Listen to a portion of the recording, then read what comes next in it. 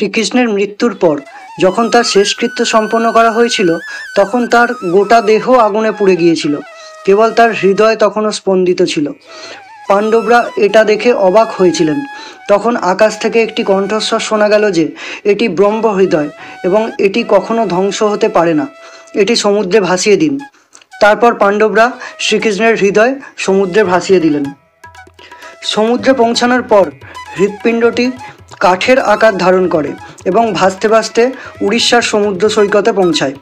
এক রাতে উড়িষ্যার রাজা ইন্দ্রদ্যুম্ন স্বপ্ন দেখেন এবং স্বপ্নে দেখেন যে শ্রীকৃষ্ণের হৃদয় কাঠের আকারে দারুব্রহ্মরূপে সমুদ্র সৈকতে উপস্থিত। সকালে রাজা উঠে সমুদ্র সৈকতে পৌঁছান এবং তিনি সত্যিই কাঠের টুকরোটি দেখতে পান।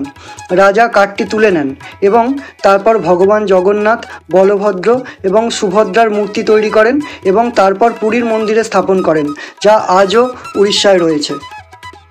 কমেন্টে লিখুন জয় জগন্নাথ।